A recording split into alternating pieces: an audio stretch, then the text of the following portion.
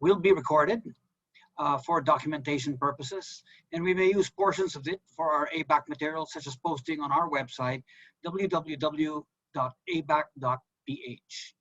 Your microphones and cameras are automatically turned off for the moment until our Q&A session. If recognized, your mic and video will be turned on.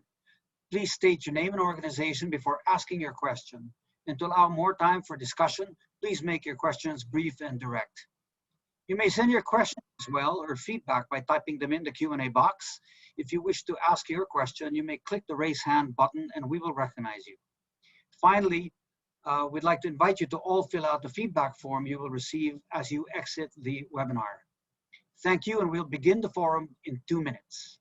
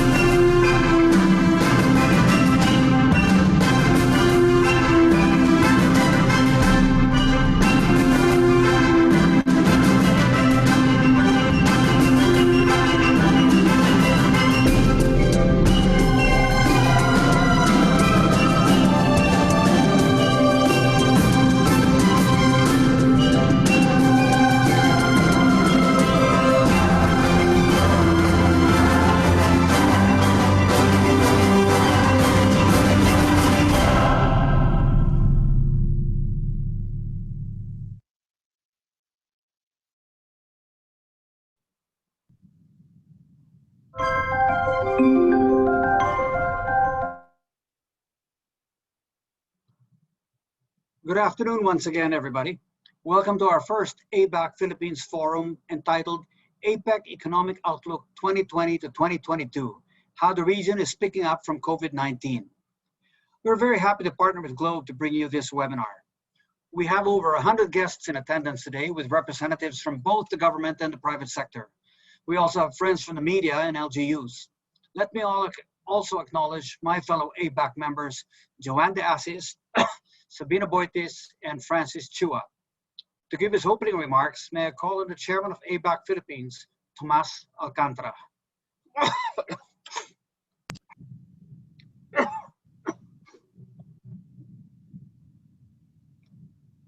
The ABAC Philippines Forum. As a brief introduction, we represent the Philippines to the APEC Business Advisory Council, or ABAC, the private sector body in the APEC process. Together with our counterparts in the region, we meet 4 times each year to discuss our priorities and draw up our recommendations to leaders, which we present at the end of the year in the APEC summit towards the year end. Of the various issues considered by APEC economies, we focus on areas relevant to the Philippines. With the guidance from the Department of Trade and Industry Secretary, Ramon Lopez, we have set priorities around strengthening our services sector, supporting MSMEs, promoting infrastructure and infrafinance, and harnessing digital innovation. we would have the opportunity to elevate the discussions during the second meeting of ABAC this year, which the Philippines would have hosted last April. Then COVID-19 happened. This year's APEC host, Malaysia, and next year's host, New Zealand, moved to set all APEC meetings virtually. Prior to COVID, the challenge of APEC and ABAC was how to bring benefits of trade to all. The Philippines calls this inclusive globalization. COVID has actually given us more push to achieve this goal with urgency. Through digital technology and innovation, we can optimize our engagement with other economies and share best practices, technology, and know-how. We would be able to take advantage of our human capital and enhance our competitiveness. ABAC Philippines' contribution is to bring regional perspectives to better understand the issues that affect us. In turn, these learnings will guide us to effectively be the voice of Philippine business in APEC and the world. We look forward to your participation in this ABAC Philippines Forum and your continued support as we implement the work program and agenda of the Philippines, especially in this COVID scenario and beyond. Thank you very much and good afternoon.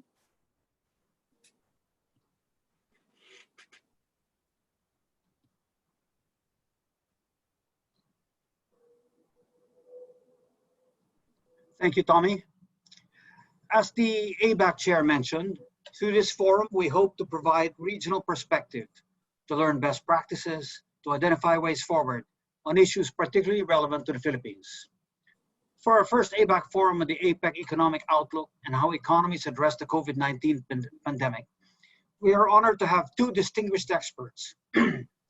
Let me first introduce our second speaker, to be followed by our first speaker, who I will then invite to deliver his presentation. Our second speaker is Dr. Dennis Hu. He is currently the Director of APEC Policy Support Unit, or PSU, the research and analysis arm of the APEC Secretariat in Singapore. Prior to his post, Dr. Hu was a regional cooperation specialist at the ADB, the Asian Development Bank, where he managed technical assistance and coordinated efforts on regional cooperation and integration in the Southeast Asia Department. From 2001 to 2008, Dr. Hu was Senior Fellow and Program Coordinator at the Institute of Southeast Asian Studies in Singapore.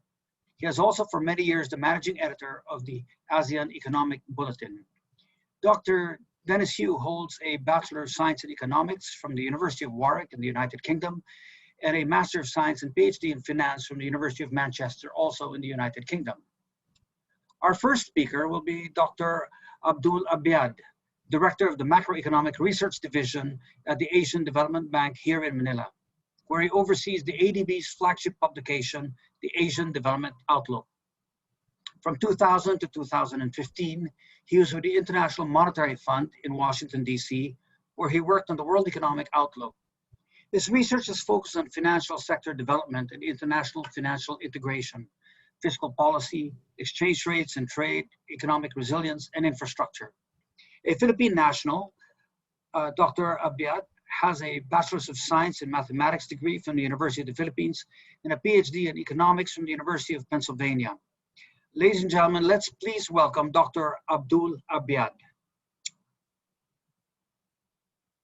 Thank you very much, Bill, for that introduction. And let me go ahead and share my presentation. It's a pleasure to be here with you to share views on prospects, recent developments and prospects, both for Asia and for the global economy.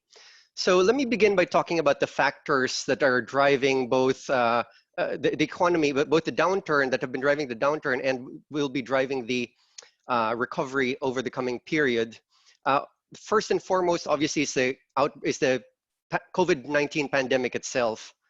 And so let me here's just a quick snapshot of where we stand with the global pandemic. So as of end July, we had exceeded 17 million cases worldwide, and you can see that on the left chart with the Americas, so the US in red and Latin America and the Caribbean in orange, accounting for about half of the total, about 4.5 million cases in both places. Developing Asia in green, the green bars at the bottom, accounts for about 16% of the total, between 2.5 to 3 million cases. In the 5 days since August started, the total has increased to 18.3 million. You can see on the right-hand side chart the new daily cases in COVID-19. And so what you should note there is that you see the first hump in the outbreaks in April, and then the flattening. But what's clear is that the global pandemic is not under control. You see a rise in many regions, including in developing Asia, but also elsewhere. Now, taking a closer look at developing Asia itself and the outbreak here, it's a very similar picture. You see the outbreak continuing, particularly in South Asia, which are the red bars in both the left and right-hand side charts.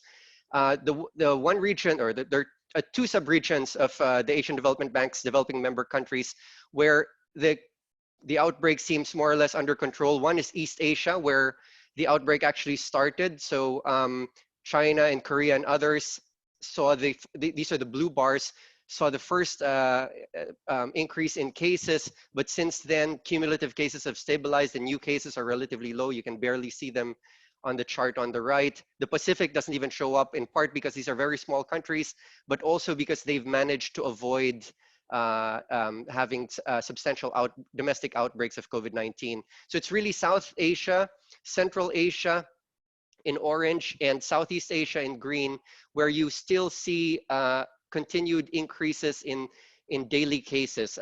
Right now, Southeast Asia has about 250,000 cases in total, with the Philippines and Indonesia accounting for the bulk of that.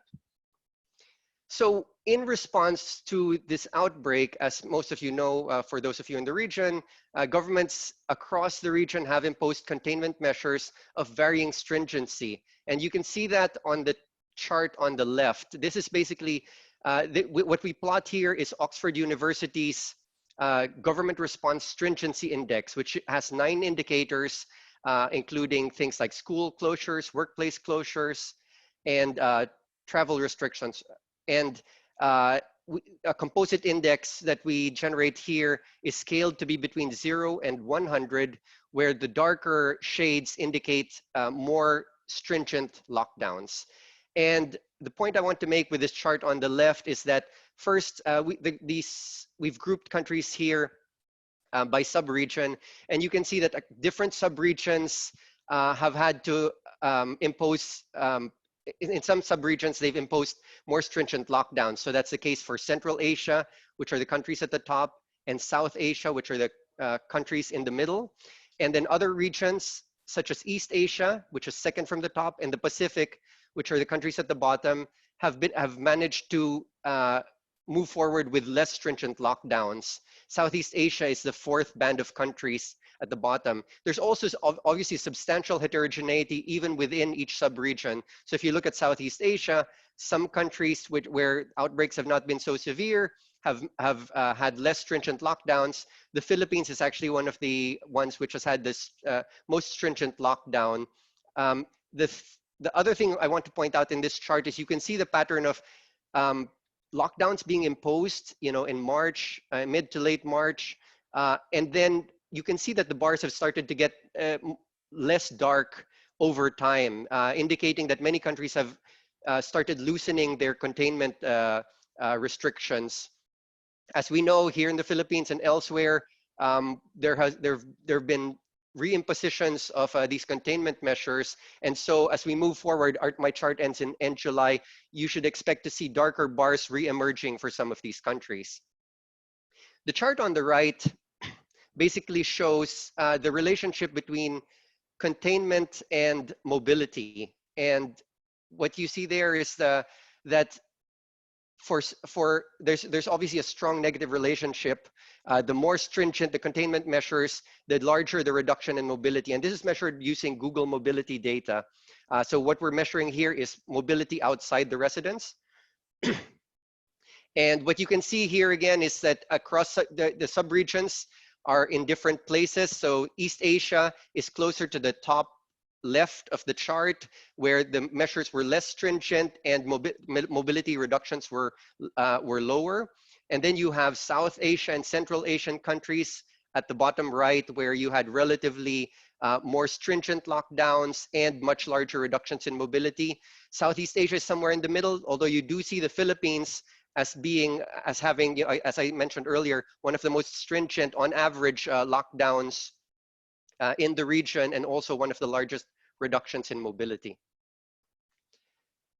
Why does that matter? Well, obviously it's affected economic activity. This chart is basically just shows that in a cross-country context. We only have extensive data for Q1. Q2 GDP is only starting to trickle in since last week and this week.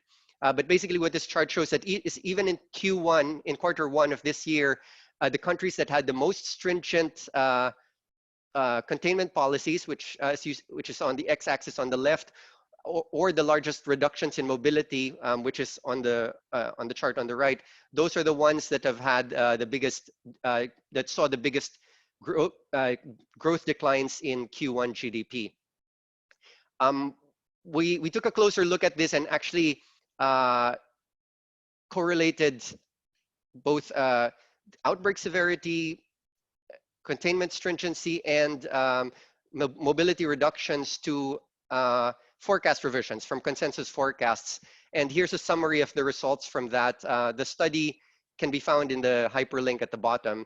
But basically a 10-point increase, a 10-point increase in stringency is associated with consumption growth being about 0.65 percentage points lower.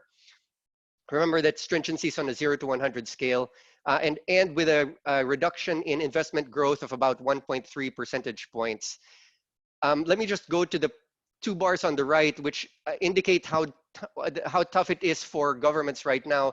Because what the 2 bars on the right tell us is that even after controlling for stringency and mobility, countries that have, let's say, twice as many cases per million will, other things equal, have consumption growth that will be about 0.6 percentage points lower, and investment about 1.2 percentage points lower than similar countries. So really there's this trade-off. On the one hand, you want to, you know, countries are trying to institute lockdowns to control outbreaks, but you know, both the lockdowns and the outbreaks are detrimental to economic activity. So in addition to these lockdowns and reduced mobility affecting domestic demand, other countries are also dealing with a very weak external environment. So what this table shows is our forecasts from June, from our June Asian Development Outlook supplement. And basically what you see is that for the major advanced economies, we were projecting substantial contraction of close to 6%. With pretty much across the board, the US, Euro area, and Japan all expected to see contractions of anywhere between 5 to 7%. Given the data that's come out over the last few days of the Q2 outcomes, we'll be revisiting these numbers shortly, and with our next forecast coming out in mid-September. One very telling sign of this weak external demand is the global tourism collapse. The chart on the left basically shows what's been happening to tourism arrivals. This is year-on-year growth in tourism arrivals for countries in the region. And what you can see is that there's been a virtually complete collapse, with tourism arrivals having declined by 90 to 100% year-on-year in the countries that we show here. The chart on the right is an IATA survey of passengers, asking them what their travel plans are once travel bans are lifted, and it is pretty sobering.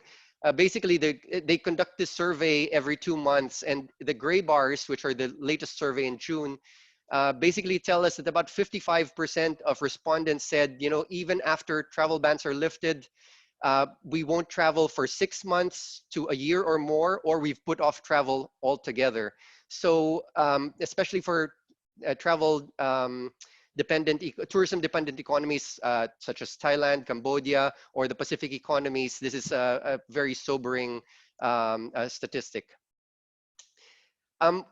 the ADB doesn't forecast provide forecasts for the global economy, but let me share with you one of our analysis on the impact of COVID-19, where we analyzed the impact not just on developing Asia, but also for the global economy. And basically what we found there was that under two different scenarios, the COVID-19 pandemic would result in a loss of between $6 to $9 trillion in global GDP relative to a scenario where you don't have COVID.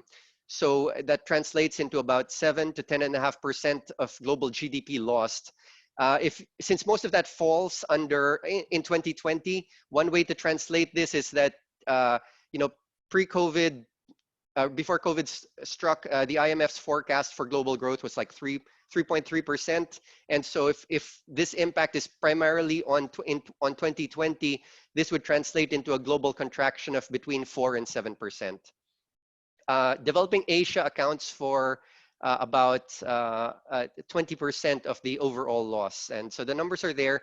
And on ADB's website, and I will share this with the organizers, we actually have these calculations on a country and sector basis. So you can, we show the impact on both GDP and employment and exports for individual economies and sectors within these economies. So here are our forecasts from June, and basically, as a result of everything that's happened, we've lowered our forecast even relative to we lowered them in April, which are the dashed lines, and we lowered them again in June, which are the solid red and blue lines. You can ignore the blue line; it excludes the newly industrialized economies. Let's focus on the red line. We're basically expecting developing Asia to grow by only 0.1%. This year, and then recovering to see 6.2% growth next year. This will be the lowest.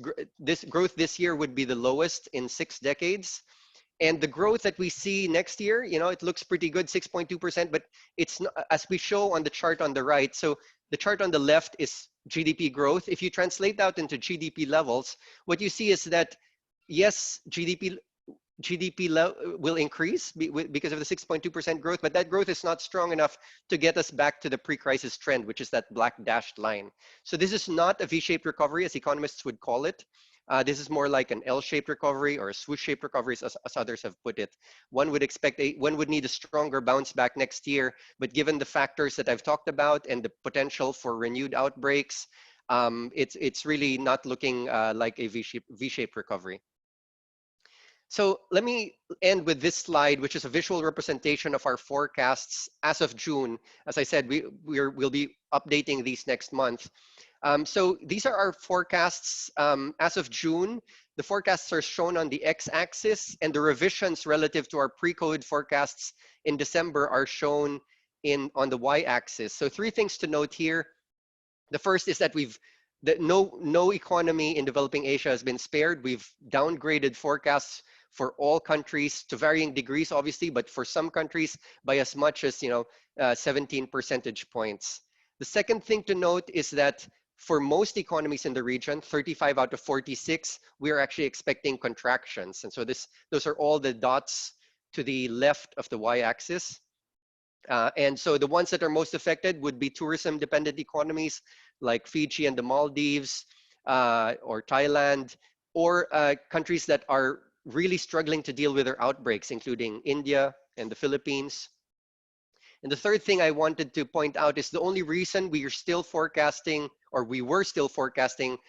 positive growth, at least as of June, is because China, which is that big circle on the right, which accounts for 60% of regional GDP, is still expected to grow this year. They had Q2 numbers which were pretty good. So let me end there. Again, the point is that countries are still dealing with outbreaks, not just in the region, but globally. And as a result of that, we've lowered our forecasts. And if anything, the risks still remain to the downside. Thank you very much.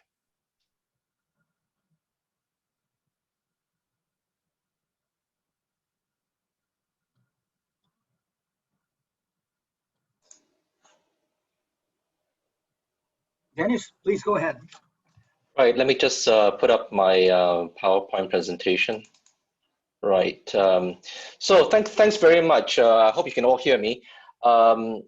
I'd like to give an update on our APEC Regional Trends Analysis Report, which was just recently updated in June. And I'll do my best as well not to duplicate some of the slides and presentations by Dr. Abir. We are also talking a little on the economic outlook for the region, but perhaps give it a bit more context within APEC itself. So if you see from the next slide, let me just try to move to the next. Yeah, if you can see from this slide, we've revised our forecast for the APEC region further downwards to about 3.7% in June, which is pretty much in line with the IMF recent downgrade in their own global forecast, which I believe for the global economy, they're looking at a contraction of about 4.9%.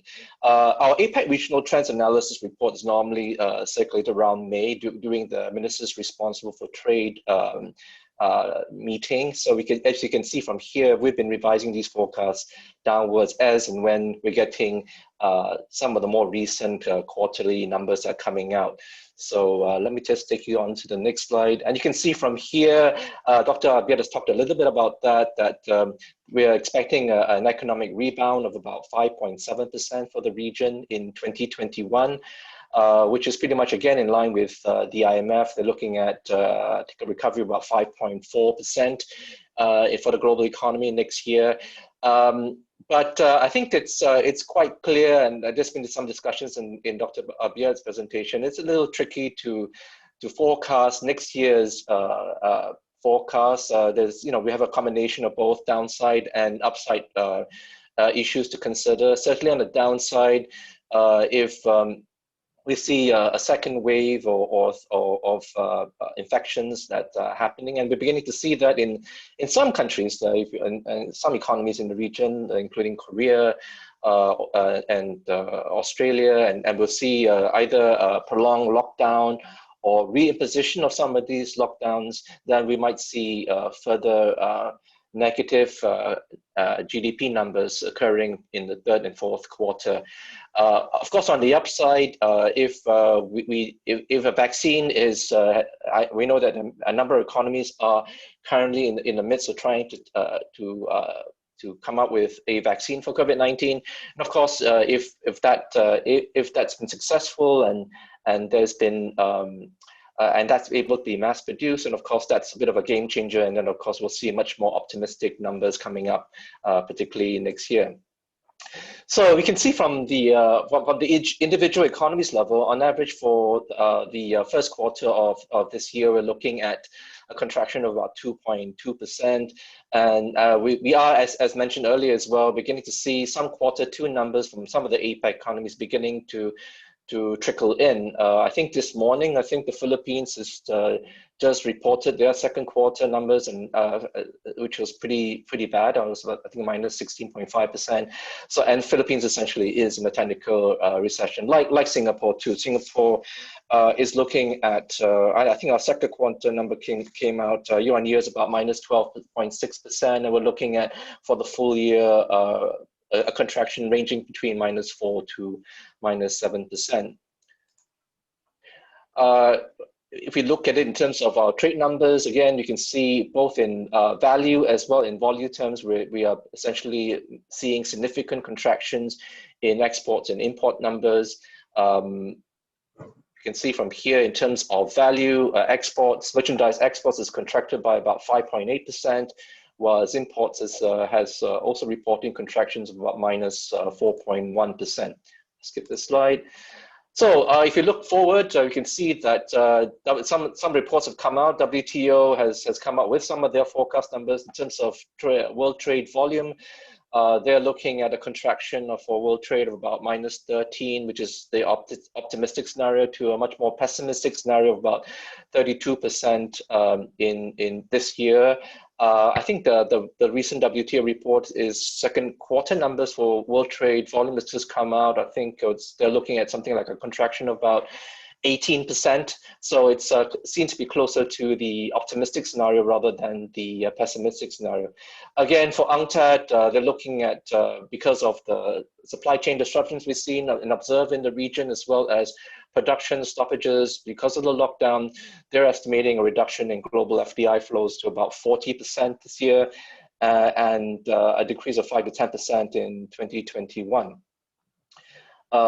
We talked a little bit also in the earlier presentation about how some of the most affected sectors, including travel and tourism, has been severely affected in the global economy as well as in the region. I think for if you're looking at the tourism and hospitality sector in the APEC region, they contribute something like 2.9% of employment, of 2.9% of growth for the region, and something closer to 3.8 to 3.9% of total employment. So it's quite significant in terms of the negative impact on this region for these sectors.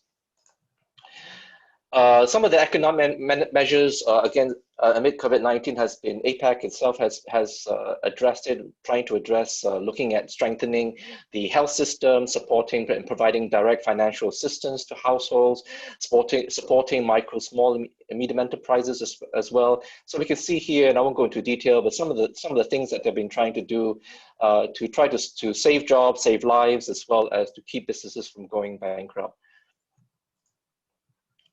Right, I think I'll skip that. On the central bank as well, both on the fiscal side, we're seeing a range of fiscal stimulus measures as ranging from between 1 to 20% of GDP to essentially do whatever it takes to try to support businesses and to keep unemployment as low as possible. And on the central bank side too, they are trying to keep interest rates low and also looking at other kinds of measures to ensure that they can provide liquidity for businesses to keep on going. So what can be done on the regional side? As you know, we talked about Malaysia is hosting APEC this year. Although we had a physical meeting in Songwon earlier in February, most of the meetings after that has been virtually. We just had ministers responsible for trade virtual meeting that was held in late July. I think there's been some discussions among the trade ministers to share experiences and to look at some information sharing mechanisms, to look at what can be done in terms of supporting the healthcare sector, as well as looking at some of the best practices that's out there, particularly looking at health data. As I mentioned as well, economies are doing their best in terms of trying to revive economic activities and supporting households and the business sector. The trade ministers in APEC as well has come up with a declaration to look at to ensure that to keep supply chains open and to facilitate the movements of goods, particularly medical essential products such as medical goods during this time. And I think there's also been some discussions by us at PSU, and we've come up with a couple of policy papers trying to ensure that all APEC economies try, as I mentioned, to keep supply chains open, to look at ways to avoid further supply chain disruptions, as well as on the trade side to address some of the export restrictions that are out there, and particularly in terms of medical and food products, and to see whether what can be done to address some of these concerns. One of the other things that was discussed by us as well as by APEC policymakers is to see whether we can prepare a pandemic preparedness policy toolkit, and that toolkit itself will help to address some of the important data and health information that's out there, and also to look forward post-pandemic to find ways and looking at measures, effective measures to avoid a future pandemic, or at least to try to minimize the adverse economic impact of this pandemic on the economy. As mentioned, this is essentially a double crisis. It's both a public health crisis as well as an economic crisis, and that double whammy, if you want to call it, has resulted in significant contractions, unprecedented contractions in GDP numbers essentially in most of the APEC economies. So I think the second part, I won't go into details because time is running out. This this is our thematic theme chapter. We were looking at the circular economy, and that's in our APEC Regional Trends May issue report, and do take a look at that. But essentially what we're trying to see is to look at what we call a regenerative system, to try to minimize waste and to find ways to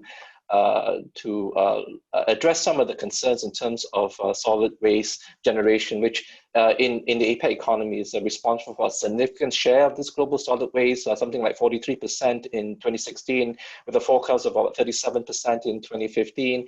There are a couple of things that can be done in the circular economy, and we're looking at there's examples there in terms of some of the potential business opportunities for economies, whether it's sharing platforms where we can share. Examples were given such as Uber or Grab or B&B for accommodation, and also looking at things like resource recovery, taking back products which could have been wasted and see whether they can be recycled into so certainly within the context of COVID-19, we know that some companies have taken some of these used products and recycled them into whether it's PPE or different types of medical equipment. And then finally, in terms of the policy recommendations for the circular economy, we put some recommendations down looking at ways to promote standardization, particularly looking at processes in the circular economy, how do we encourage as well, or how can governments provide incentives to businesses for industrial collaboration, particularly in terms of reducing waste. Developing as well global benchmarks for the progress in terms of the circular economy. There are some institutions out there that are doing it, and certainly in terms of research, we'll be doing that too, as well as raising public awareness of both for all stakeholders in terms of the circular economy. And there are practices that are being done right now in terms of, for example, zero waste manufacturing practices that's been done by some companies already. So I think there's more that can be done in terms of raising public awareness. So I think I'll stop right here, and I'll be very open to any comments or questions. Thank you.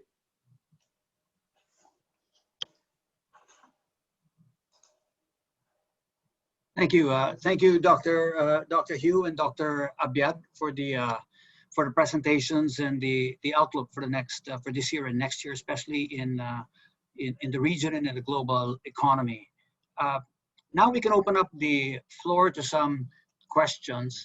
Feel free to type in your questions on the Q&A box, or actually we'll be able to also recognize some people should you want to ask your questions directly.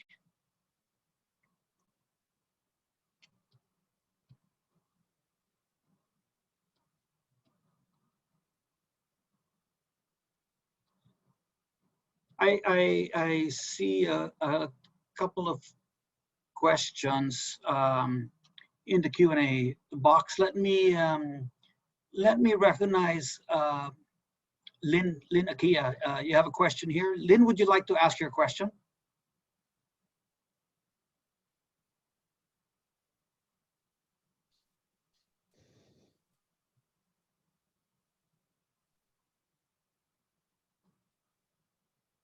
Okay, the question is. Hi, Bill. Sorry. Oh, please, Lynn, go ahead. Yes.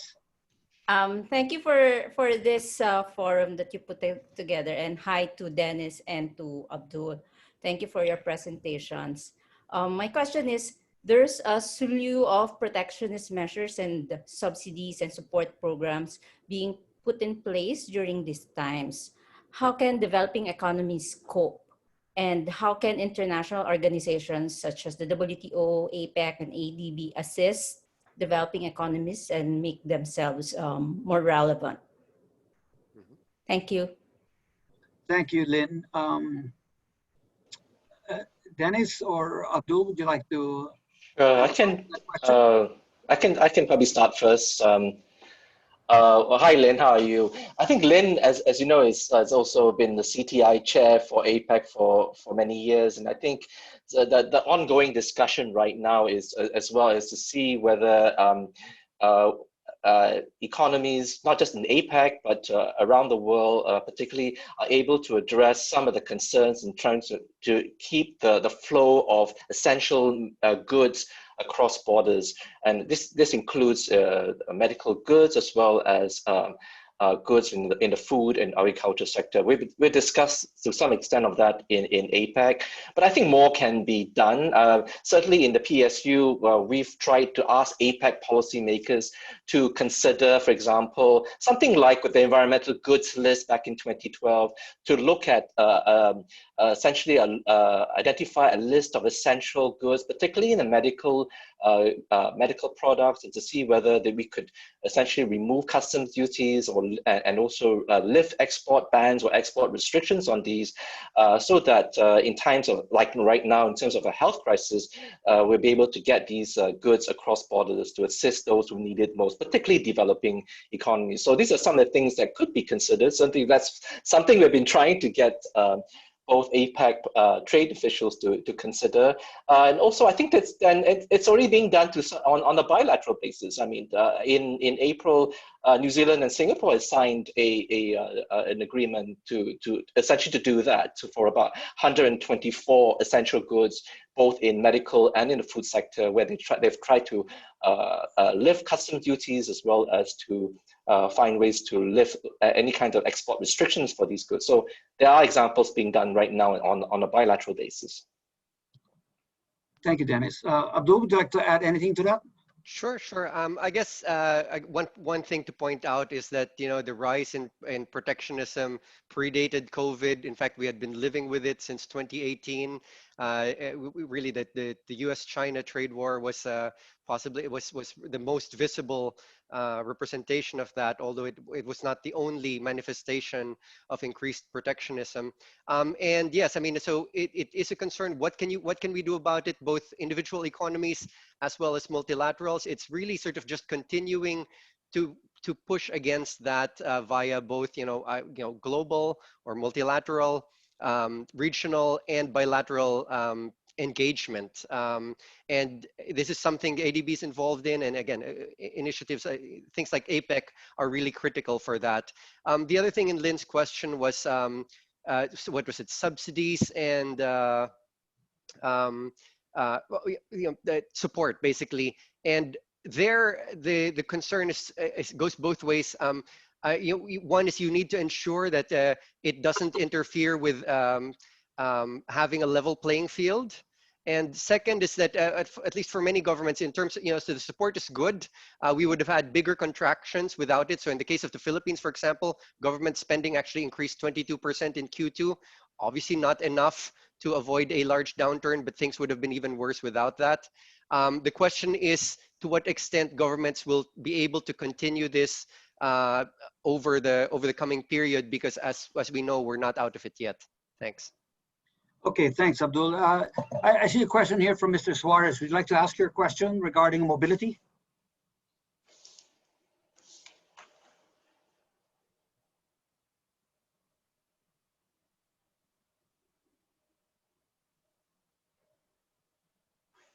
Mr. Suarez?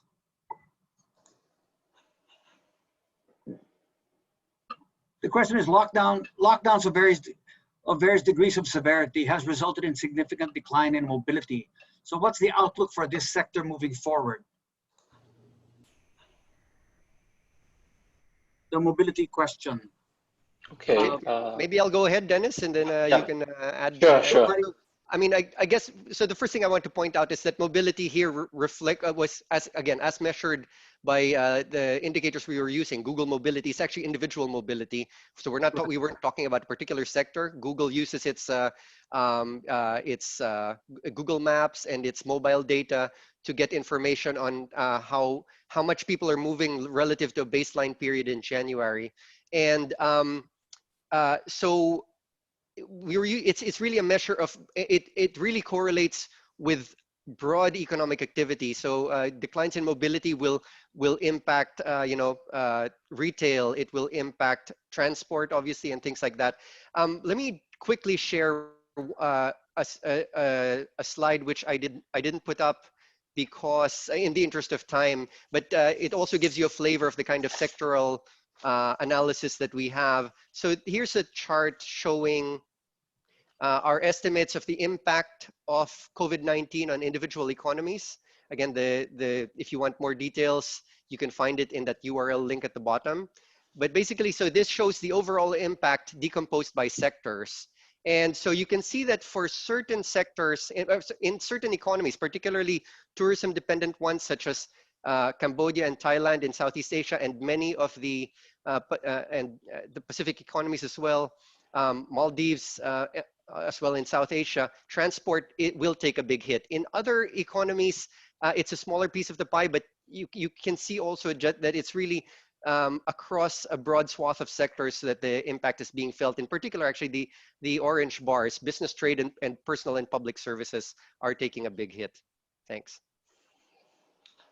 Yeah, I think if you look at it in terms of sectors too, I think I remember there was a report by the World Economic Forum back in March where because of these travel restrictions and the airline industry, we know for a fact there's been a lot of flight cancellations, and certainly we know that many airline companies have also been suffering, but I think they were at that time in March already, they were looking at something like, in terms of losses, close to about 880 billion US dollars. I'm sure the number's going to be significantly higher right now.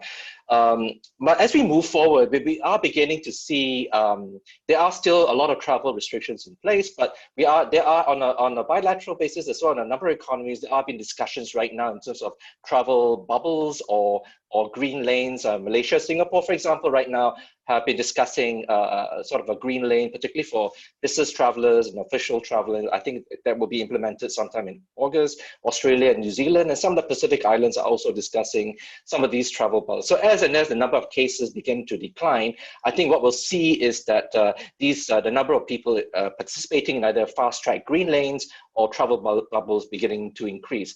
But I remember Dr. Abiad's point too. We're not going to go back to pre-pandemic. I mean, even when travel restrictions are lifted, I think people are still reluctant to get on the plane or get on a bus and to move one place. I think that people will continue to be quite cautious, and certainly until a vaccine or some kind of cure can be found, I think that I see will be the new normal. Thanks. Dr. Hugh, you mentioned, this is really a case of public health crisis plus an economic crisis rolled into one. And so I'd like to ask the both of you, from your experience and what you've seen so far, what's been the best practice for an economy to recover from this COVID-19 pandemic crisis? What's the fine balance that they're achieving? I know this comes at the risk of sounding a bit prescriptive, but I think people are looking for lessons here. What action plans can countries take, and governments take, and can societies take to recover as quickly as possible? Right. I can start first. I mean, you can see for some of the measures that have been taken on the public health crisis itself.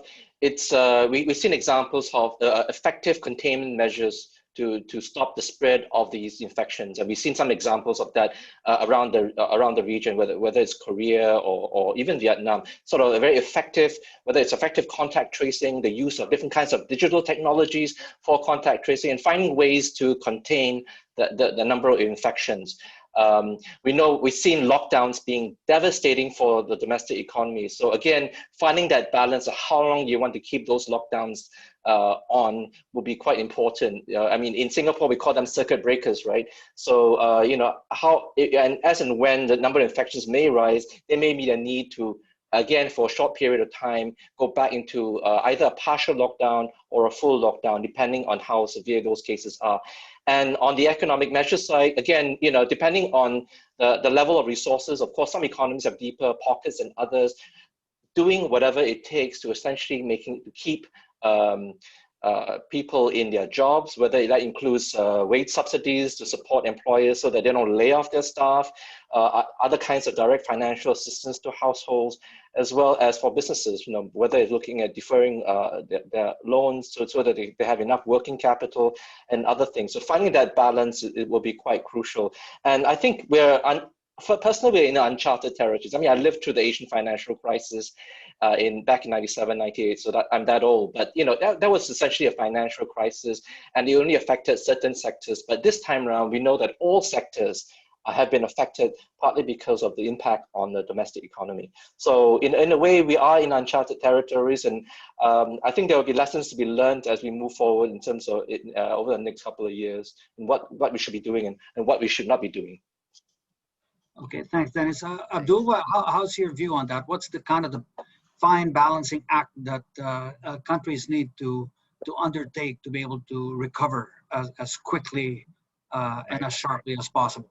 Sure. I mean, so I think everybody will agree that you won't be able to get out of this until you get your outbreak under control. That's that's fundamental point number one. And I think it's also been clear sort of what best practice there has been: adequate testing, aggressive contact tracing, and treatment and isolation. And so when we were doing our analysis, yes, there's a strong correlation between things like stringency, mobility, and economic activity or outbreaks. What's interesting to see are the exceptions to that. So it's not a perfect fit, and you see countries like Korea or Taiwan, where basically who are able to impose containment measures in such a way that it did not reduce mobility so much, it did not reduce economic activity so much. And so that's really first best, right? So I think countries should continue to strive toward getting all of those in place: the testing, tracing, and adequate treatment and isolation.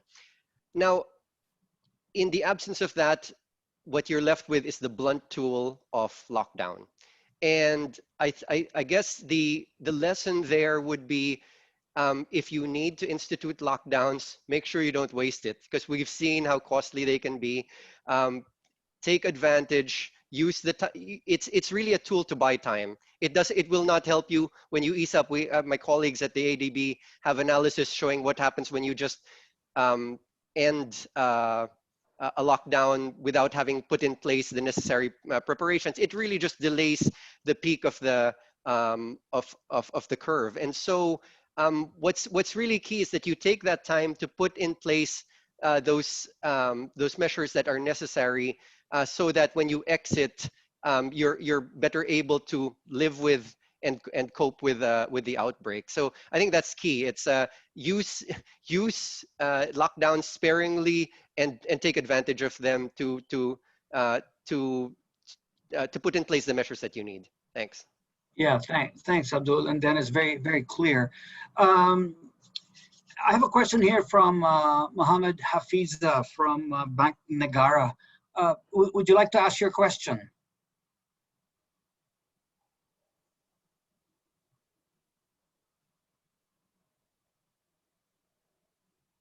I guess the question really has to do, Abdul and Dennis, with how to exercise judgment calls in considering the various trade-offs involving adjusting temporary relief measures. So again, back to that balancing act. What's the trade-off that we need to look for here?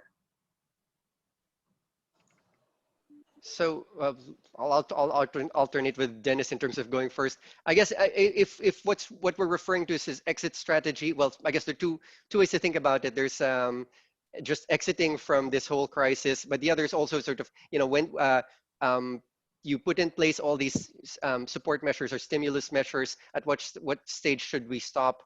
I don't know if that's maybe the questioner can clarify, but if it is the latter, we're really sort of far from that stage of thinking about exiting from support at this stage.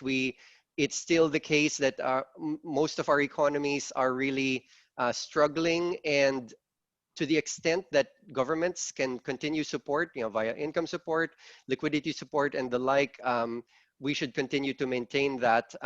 Obviously, and the consideration has to be the extent to which you're capable of continuing to provide both the fiscal and monetary support. On the monetary side, there's really no sign of inflation at this stage. If anything, the very big decline in demand has pushed inflation down in most countries.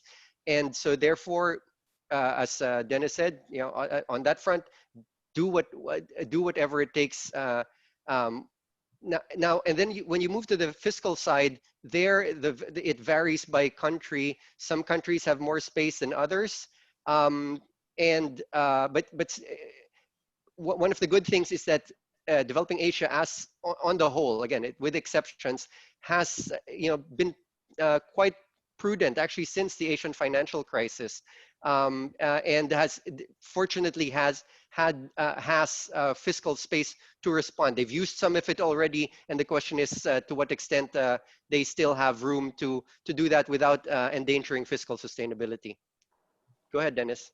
Yeah, I think it's also important. I mean, this is where I think APEC comes in as well as other regional organizations, is to see whether we can share information about both in terms of the economic policy measures that are being undertaken to address COVID-19. We know that ADB, I think others as well, and I think we are thinking about it to look at different types of policy trackers to see how that's what policy measures. Well, it can be fiscal, it can be monetary, it can also be on the trade side. What has been undertaken by different economies, so that we can essentially learn from each other, and then we'll see how it goes. But I agree with Dr. Abia that at least until the end of the year, I think we just have to do whatever it takes to keep the economy going. So I think it's hard to see the light at the end of the tunnel right at this point in time. Okay. Yeah, no, I understand. Of course, it's difficult to see, light at the end of the tunnel. But let's say, we had that extra good vision. What bright spots do you see? Are there any bright spots within the region that you see, or any bright spots in the future that you see, Dennis? Well, one of the potential bright spots is again, we see that some of the economies in the region have been much more effective in containing the COVID-19, and we can begin to see some signs of recovery. Of course, China is one of the economies that we're looking at. You can see that they've beginning to grow. I think it's about a little over 3% in the second quarter, and essentially, as long as we don't see a increase in or multiple waves of infections, then we'll see that gradually many of the economies, including China, recovering. And whether we like it or not, China has been an engine for growth for the region. So right now, again, consumption's pretty weak, but as these economies recover, then hopefully we'll see some positive sign in terms of growth next year. Also, I think it's also important in terms of bright spot. Many of the economies in Asia have seen pandemics before. I mean, we had SARS, and back in 2003 we've had the bird flu. So there is a common practice in terms of wearing face masks, practicing social distancing. So I see in terms of recovery a lot better in terms of reducing the number of infections, particularly in this part of the world, because we've seen it before. So hopefully that might help. Mm-hmm. Abdul, do you see any bright spots in the region or sectors Sure. in the near future? Absolutely. I think there are always bright spots if you look. And one of those, I think, is that one clear thing that's happening as a result of this pandemic is an increase in digitalization. And so I can take the Philippines as an example. Increased use of cashless payments, right? So these were you already had a slow trend toward these that has basically been accelerated by the COVID pandemic, and so this may be the spur toward, again, sort of increased use of cashless payment, increased use of e-commerce, and I think businesses that are able to take advantage of these changes or who are already positioned will do well. So that's one. Another is, again, it's a change that was already underway before COVID, and was actually accelerated by the trade conflict that preceded the pandemic. It was I think many businesses globally were starting to reconsider, or we're starting to rethink global production networks and global production chains. Many of them may have been too exposed to China, for example, and they had already been starting even before the trade conflict to think about, as wage costs were rising in China because of its success, maybe they should start looking elsewhere. And when the trade conflict hit, you did see that. You saw an increase in FDI, both from countries from advanced economies like the US and Europe, but also from China itself toward the rest of developing Asia. And I think that'll, again, COVID will simply accelerate that process. And there again, it then becomes which countries and firms are able to take advantage of that. Thanks. Yeah. Thanks. Bill, can I just add something? I think it's also important to highlight that in many ways, APEC has been doing a lot of work in terms of both trade liberalization, where we've looked at also issues like inclusion. So we know that this pandemic has essentially exacerbated some of the inequalities that we've seen, but in APEC itself, for many years now, we've been looking at issues such as inclusion, supporting micro, small, medium enterprise. I remember in 2015 when Philippines hosted APEC, there was a lot of emphasis in particularly, we came up with the ABAC action agenda to support micro, small, medium enterprises. So it really is a question of trying to reprioritize some of the work that we're doing within the context of how to address these the economic challenges arising from the pandemic. Maybe one last point about digital technologies is that Dr. Abiel is right. I mean, we've been talking about digital economy also in APEC for a couple of years now, and in a way it's come to fore because we're all working from home. We've been using Zoom or Microsoft Teams, as well as buying food from Deliveroo or Food Panda. So it's come to the fore that we're using a lot of these digital technologies for during this period of time. But I think moving forward, I think what I'm a little concerned as well, because we look at supply chains as well and how they've been disrupted by the pandemic. And what my concern is that in the future, multinational companies may actually invest more in terms of automation as well as artificial intelligence, because they don't get sick. Robots don't get sick. Human beings get sick, right? So that helps to, in a way, to address some of these disruptions. That's a little worrying because that leads to issues on job displacements and other kinds of concerns in terms of human capital development. Something to look out for in the future. Mm-hmm. Thanks. You mentioned MSMEs, Dennis, and I think for all of us in the region and globally, MSMEs take up the vast majority of businesses in our respective economies, and the majority also of workers, of employment in our economies. From your vantage point, both Dennis and Abdul, what have you seen as the best practice for supporting MSMEs across different economies? What have been the most effective?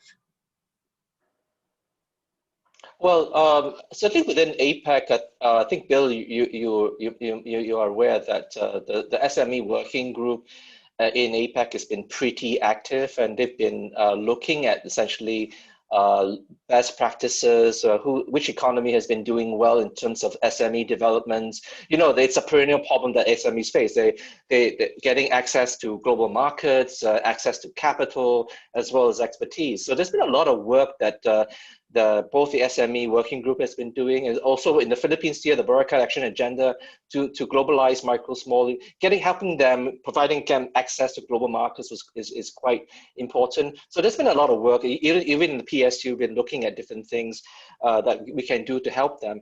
And I think that's something that we continue to look at, I think, as we move forward in terms of supporting them. Because as you said, I mean, I think it's on average for the APEC region, they employ something like 60 to 70% of total employment in the region. And in some economies, it's up to 90% of employment are MSMEs. Abdul, what have you seen as the best practice for supporting MSMEs in any economy that you've seen? Right. Let me actually, sorry. Yeah, I'm unmuted. Let me just share with you again one slide from our upcoming report. And this is actually from a study done by my colleague Shiga Shinozaki. It basically shows, these are results of rapid surveys that ADB conducted of MSMEs in various economies. We actually conducted it in Indonesia, in the Philippines, in Thailand, and one more country, which I can't recall right now. But basically, it was asking about the difficulties MSMEs were finding in terms of responding to this crisis. So I don't know if it's pretty small, but basically what you can see is that more than half of micro enterprises basically had no cash and had run out, and were basically tapping. 40% of them were tapping family and friends. Were using their 20% were using their own funds. Only a small fraction were tapping banks, as we know. So for many of them, there are these constraints on being able to tap the formal financial sector, and so on the right-hand side are the measures being taken by MSMEs in response. And so about half of them had requested for their financial institutions for delayed repayment. 56% requested reduced employees' wages or salaries. I think what this stresses is that it's really support on the finance side, which is really going to be critical for these MSMEs to tide them over across the period where most of them are closed, actually. So it's not in this chart, but we had I think one of the questions was also what their current state was, and I think I can't remember what percentage of it. It was a very large percentage that were actually closed or had very limited operations. So really, it's liquidity measures, forbearance, and giving them or direct income or support from government that will be able to tide over these MSMEs. But really, it's perhaps the sector that we are most concerned about, precisely because they have financial constraints. They are lacking in access. Thanks. Thanks. Let's talk a little bit about food security. Are you seeing this problem come up in the other economies? With various lockdowns and quarantine measures and a cut in mobility. Is that affecting logistics for food distribution, for instance, and is that affecting the agricultural economy in the long run when they can't sell their goods or when they have difficulty moving their goods? Will that affect their planting season and their finances? And will we be starting a cycle where we're going to have a real food insecurity situation?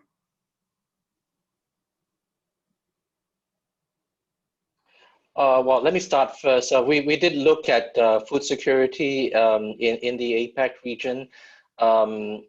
We've seen a couple of months ago, people panicking and scrambling to supermarkets to buy staples, whether it's rice or other things, noodles. So I think that there were some concerns earlier on in terms of an escalation in food prices. Hence, one of the things that we as well as other organizations have tried to look at is to not just to make sure that we don't see any export bans or export restrictions on essential food staples. And I think that's something that would be something to look at in terms of the food security situation. Thankfully, I think we've done some analysis in terms of the number of restrictions and the level of restrictions in the food sector in APEC, and it seems to be pretty, it's not very high. So we don't see any concerns in terms of an escalation in food prices and right now. But there is work to be done. I mean, certainly on the trade side, as I mentioned earlier, that we're looking at finding ways to facilitate freer movement of essential goods, and that also includes the food and agricultural sector. So that's something I think the trade officials need to look at, I think, in a bit more detail. Abdul, how do you see the food security situation? Will it be at risk because of the lockdowns and the quarantines? So I think there was in particular, when we were at the peak, well, the March and April peak, and there was real concern about export controls and things like this. I think since then, some of those concerns have abated. This is not my field. What I will do is I will share with you guys an ADB policy brief precisely on this. It's on food security in Asia and the Pacific amid the COVID-19 pandemic. I think that'll probably give a much more informed answer than I can give you now. Thanks. All right, thanks, Abdul. Let me call on Sabina Boites, one of our ABAC Philippine members, to also comment on food security. Sabine? Yeah, so food security, there's two things here, Bill, right? One is food security that you need to import to have food, and food security that you don't need to import. So let me break it down. Rice, corn, et cetera, et cetera. We produce them in Vietnam, in the Philippines, in Malaysia, et cetera, et cetera. As far as that's concerned, I don't think we have a problem. They go from port to port. That has flowed, the rice and the corn has flowed freely between the Philippines and outside. Because they go direct and they're grown locally. You don't need to import anything. On the stuff like the beginning of the food chain, which would be things like swine, chicken, all of that, right? We don't grow our own soya, for example, in the region. We don't grow our own wheat because we can't. So we need to import that. So that is where you might have issues, right, of food security. So far, we have been able to import. I think all countries around Asia have been able to import all their requirements to make the feed, to make the chicken, and to make the pork, et cetera, et cetera. Now, what has happened is that the ones that have to import, you need to be of a certain size. You need to have access to certain capital to be able to import that soybean meal or those raw materials, right? If not, you have to buy from the local persons who are importing them, who have a much higher cost. So they get put at a big disadvantage. So what we have seen in our offices in China, in Vietnam, in Malaysia, and in the Philippines is that the bigger guys have been able to import and get all their feed supply, right? But the smaller feed mills and stuff have not been able to do it and distribute. And therefore, the market is shrinking, but the ones with the capital are the ones that's growing. So we need to find a way to protect the little guys. For me, that's where the issue of the food security will come along. The food security will come. You won't have a problem with food security, but you'll have a problem with smaller, with less firms managing that food security for the part that you need to import. That's the way I see that situation. No, thanks, Sabine. Food security issue. Yeah, no, thanks, Sabine. That's a great perspective. I think we're really looking at that the challenges that smaller players and small growers are going to be facing. How do you see it in the area where it, let's say, aside from those other products, let's say fresh vegetables, fruits, where they've got a shorter planting season, they've got a logistics problem getting stuff in and out of markets. How do you see that playing out? Well, some will suffer, right? I mean, you're going to get a disruption in supply of some of them for sure, right? But I guess what I'm talking about is really the security that you'll run out of food. I think that one, I don't think there's that big of an issue, right? But definitely, you're going to start getting shortages on certain things, right? Of products that are very regional, right? Our certain vegetables that we have are very regional, right? They're planted in Bukidnon, they're planted in Benguet, they're planted in, and that one I think is where you're going to have issues because of supply chain. Yeah, thanks, Sabine. I think that's a great, valuable insight that you have there. Let me shift a little bit to infrastructure. In one school of thought is that, and I don't know if other countries to what extent they're doing this, but one school of thought has been, why don't we continue, building out infrastructure, through the build and other infrastructure projects, given the lockdown when it might be easier to actually construct these projects. And can the infrastructure spending be beneficial for developing countries to rev up the economy? It would certainly supply jobs. Abdul, what have you seen across your ADB, group of countries, some 40 plus countries? I mean, is there big infrastructure spending? Are they taking advantage of the lockdown to boost infrastructure spending? Thanks, Bill. Well, I mean, so obviously, even infrastructure activity is hampered by the outbreak. So that's the first thing. You'd need to ensure that you are able to undertake the projects. So if you are able to do that, I think the answer is yes. You know, we had highlighted in our 2017 report on meeting Asia's infrastructure needs, on how big the infrastructure gaps are in the region.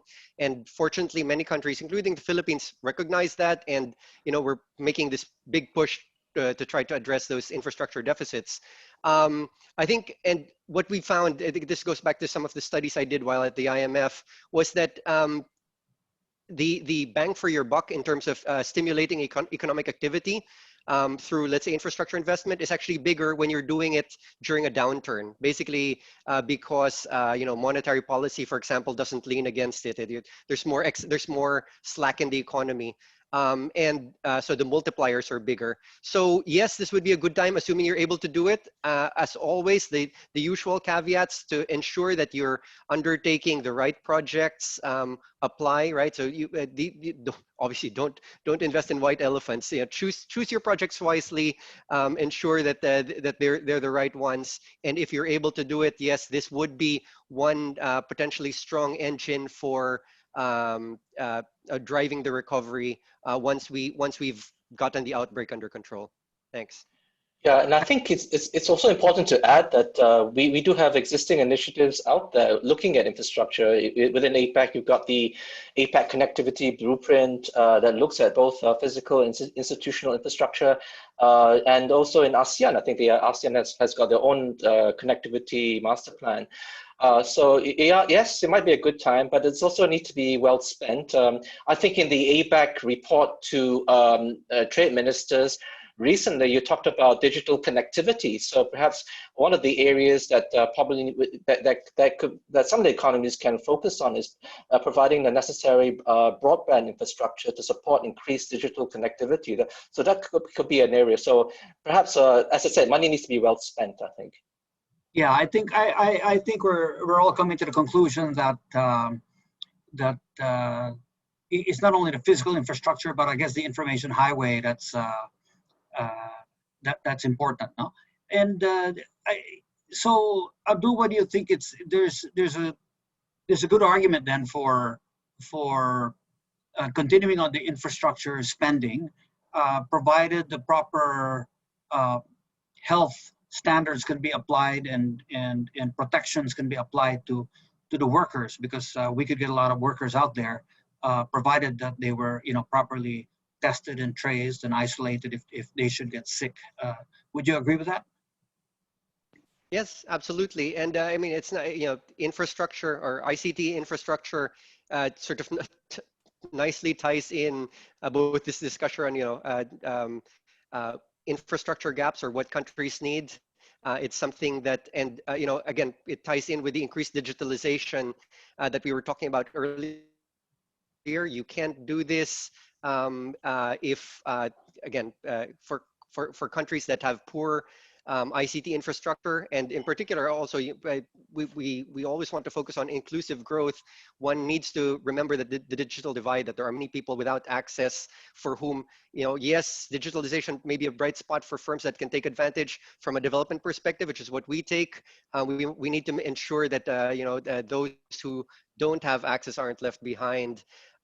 Finally, I think it ties nicely to this again, this potential bright spot of being able to attract, a business that may be migrating out of China for countries.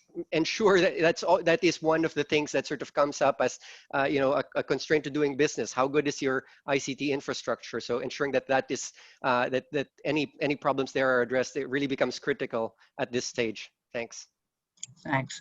Abdul, here, let me direct another question to you on sustainability projects. The question is there a push for green initiatives being a major part of the recovery? And are there stimulus packages and financing initiatives for the green initiative, for the green projects? So yes, there were actually several projects. So what's happened is that during COVID, so there are two, there are sort of positives and negatives on of COVID's impact on, let's say, on green finance. One, or on green investments, for example. One is that, a lot of, I think, if you think about Asia's growth model over the past years, you might characterize, over the past decades, you might characterize it as, growth first, we'll take care of the environment later. And I think many governments had already, even prior to COVID, recognized, okay, we need to start taking environmental sustainability more seriously. But what's happened with COVID is that, it's eviscerated public finances. So things like, climate resilient infrastructure, et cetera, these have fallen to the wayside. Now the focus is obviously just on things like income support. So on the one hand, green finances, green investments have taken a hit there, but there's also, I think there have been a number of bonds, for example, that including issued by governments that on this front. So I think there's potential for that to move forward, as we come out of this crisis. And in fact, the theme chapter for next year's Asian Development Outlook is precisely on green and social finance in the COVID recovery. So it's something we will be talking about in more detail over the coming year. Thanks. Thanks. Dennis, what's the, on the APEC front, what green initiatives are there across the region and within the bloc itself? Well, there are been a number of projects over the years. I mean, there is no environmental working group, but there's been a number of initiatives looking at related to environmental issues. For example, they've been looking at low carbon, the sustainability, as well as exploring renewable energy. And I think perhaps one of the consequences of related to environmental issues is rapid urbanization. I mean, with rapid urbanization, beginning to see all these mega cities with huge population, including Manila, for example, where it's having some serious impact on economic growth. So we're beginning to see work that's been done, which we've been involved in, looking at urbanization as well as sustainable city development.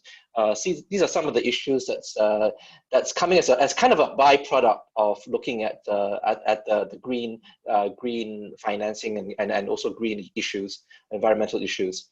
So that's how I see it at the moment. Okay, thanks. There's a couple of questions here regarding PWDs, persons with disabilities. What's your view on this, and are there special programs at ADB or APEC which are supporting vulnerable groups like persons with disabilities within the country or within the region? Well, I can start first. I mean, just to highlight that. Of course, we know that the most vulnerable segments of society has been most affected by the pandemic, including people with disabilities. But there's a lot of work that APEC has been doing with regards to inclusion and to protect the most vulnerable segments of society. I'll give you, for example, the renewed APEC agenda on structural reforms, RAZOR, basically has been looking at supporting vulnerable groups, including the disabled, as well as other segments, and looking at what kind of structural reforms that can be done by individual economies to support these vulnerable groups. So I see that kind of work will continue, I think, as we move forward. Yeah, I don't have much to add beyond what Dennis said, basically, but also to emphasize that this is something that the ADB also does work on. I'm not on the project side, so I can't inform you about specific projects in that regard. But I may be able to share that with the organizers later on, so that it can be shared with the participants. Okay, thanks. Let's go back to this question of digitalization and how people have sort of accelerated their moves towards a digital economy and support and MSMEs. How do you see the trend, and how fast is it growing in terms of companies getting into e-commerce platforms, particularly MSME companies, and how much of an impact is it having on their businesses, and what can governments do to, or institutions do to support further growth and acceleration in that area? Well, maybe I can start first. I mean, certainly in the PSU, we've been doing a fair amount of work, both in terms of case studies as well, and how we can help small, medium enterprises in terms of getting access and leveraging on digital technologies, and particularly on the online platforms, because we know that it's one thing to be able to sell your products on Facebook and these kinds of social platforms, but it's another matter to scale up and to be able to sell on a bigger scale in whether it's eBay or in Alibaba. So that requires a lot more capital. It requires more expertise. And this is where we've been doing a number of case studies across the region to see what some economies are doing in trying to support these small businesses so that they can scale up and be able to participate in these sorts of online platforms. I think what's also important to address, and that's an ongoing challenge, is finding the right balance, because we know that increasingly a lot of the trade that we're doing is digital in nature rather than just your usual bricks and mortar. So regulators also play an important role to ensure that on the one hand, they need to protect privacy, data privacy, and consumer data, but on the other hand, you don't want to also stifle that growth in digital trade, for example. So finding that right balance will be quite important. And I think that discussion and debate is going on right now, whether it's in APEC or in the G20 and other organizations. Yeah. Mm-hmm. Thanks, Dennis. I don't have anything to add to what Dennis said. Pretty comprehensive. Thanks. Okay, yeah, thank you. So let me go to a last question that will maybe allow the both of you to be a bit more prescriptive and play that advisory role to a country, for instance. What would be the best exit strategy, exiting out of this pandemic situation and to accelerate recovery? Abdul, you talked about, what's the shape of that recovery going to be like, and so what can we do to influence that shape and make it a sharper recovery as possible? What's the best exit strategy here? I mean, really at this stage, it's getting these outbreaks under control, and so I think many economies have scope for doing a better job in terms of on the health side, and it's really the health side that you need to. That's the foundation for any proper exit strategy. Get the testing and tracing in place. Ensure adequate health system capacity, and while doing that, ensure that the economy, or firms, households, etc., are able to tide over as you're trying to get the outbreak under control. Once you're able to do that, it's true. We're really not going to learn. We're not going to go back to pre-COVID normal. And so the other thing we need to for businesses and individuals to figure out is, how do you live with this? We will have to live with this until a vaccine comes. Dennis mentioned it as sort of an outside risk. I'm sort of less optimistic on that. Even if a vaccine comes, which in our estimate, it would be sometime early next year, we will probably be last in line, or close to. It'll be bigger economies such as US and Europe and others that will be there first. So if anything, we're expecting that vaccines will be available to us later next year, and in which case we really need to figure out, how can we go about business with the outbreak still around us. So let me end there. Thanks. Okay, thanks. Yeah. Dennis, what do you think? Exit strategy. Yeah, well, it's the same point. I mean, that Dr. Abiad has talked about, getting the infection contained, making sure that there's sufficient contact tracing, and at the same time, finding the right timing is important to ensure that when we lift these lockdowns, we can get businesses to go back to operations. So I think that would be quite crucial. I just have a side segue because back to Abdul's point as well about vaccines, where it's the rich advanced countries first that will get access to that vaccine. There was a very interesting paper in Foreign Affairs, which I think was written by Chad Bowen and somebody else from the Council of Foreign Relations, where they talked about the potential for a trade agreement on vaccines, right? So where advanced economies would provide funding for an investment fund to buy these vaccines once they're successful. Because if you don't do that, the moment a country or any economy has a successful vaccine, they may not want to share it, right? So I think finding the right sharing mechanism and some sort of investment fund to have a sufficient number of vaccines to help particularly the developing economies would be quite crucial. Because I think they gave an example back during H1N1, where I think in the end, a lot of the advanced economies did provide something like 10% of those vaccines to developing countries. So I think something to look out for. I think it's a bit difficult to do it, but I think that would be an ideal situation, having some sort of trade agreement for these vaccines once it's there, so that we can have some sort of a sharing mechanism to help the particular developing economies would be quite crucial. Yeah, no, that's such a good point, Dennis, because that's I guess a worry in the back of our minds is that a vaccine is available, but how do you get access to the vaccine, and is it affordable? Maybe I'll go back to you, Dr. Abiad. I mean, from an ADB side, not to put you on the spot, but is there some sort of a mechanism that you're beginning to think of on how to help with procurement of vaccines for developing economies?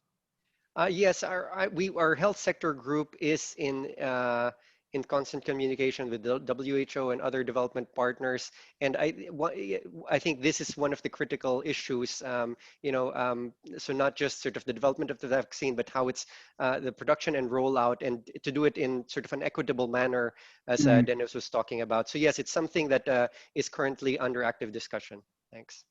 Okay, thanks. And Dennis, presumably that's under discussion within the health working group at APEC, would it not be? It's not. I mean, because I think it's. I mean, it's. Well, I think partly because it's. It's still something that's. I mean, I'm not sure what discussions are going on, but I know that there are discussions right now in the health working group to look at whether they can explore what in my presentation, looking at some sort of pandemic preparedness toolkit, policy toolkit, just to avoid a future pandemic. But having some kind of sharing mechanism or a regional platform or a global platform is probably something where I think the WHO will probably need to play a much more important role in because you do need some sort of global institution to be involved and to get all the relevant parties involved if there's a vaccine found. Yeah. Okay, sounds like a new agenda item to place on the APEC pandemic checklist. Thank you, Dennis. Well, on that note, I'd like to thank both our speakers, Dr. Dennis Hu from the APEC Secretariat in Singapore, and Dr. Abdul Abiad from Asian Development Bank here in Manila, for the enlightening discussion and for handling so many questions that were quite wide-ranging, I would say. So thank you for that, and for your respective presentations, which we hope to share with all our participants today. I'd like to just maybe highlight as well what's coming up next in the APEC forum. We talked a little bit about the move to digitalization, and I think on that score, I'd like to announce that digital education, online education, is the next topic we're going to be tackling. Schools are opening, certainly in the Philippines and around the region. Some have opened already, and I think with this pandemic not yet under control, there is a need to move towards an online education platform that's going to present quite a bit of challenges here in the in the Philippines. So our next forum is going to be August 13th, 2 weeks from now. And we will have Peter Ryan, the Executive Dean of RMIT University in Melbourne, Australia, and Brother Edmund Fernandez, President of De La Salle College of St. Benil here in Manila. And we have Love Basilot of the Philippine Business for Education as our moderator. So for those of you interested in education and how the educational sector needs to adapt to this COVID situation in the upcoming new year, this will be a great discussion. RMIT has for many years rolled out an online education and short course format to go with its traditional university. And the College of St. Benil and De La Salle system has also been investing a lot in online education. So that's what's in store for us in the next couple of weeks. Again, I'd like to thank Dr. Abiad, Dr. Dennis Hugh. I'd like to thank all of you in the audience for your active participation and asking all questions. I'd like to remind you, if you could take some time to answer the feedback form, which you will receive immediately upon exiting, when you hit the exit button from this this webinar. It allows us to get your feedback and put in some improvements, and also see what we can do to make this a better experience for all of us. So on behalf of ABAC Philippines, thank you very much for joining us this afternoon. Thank you.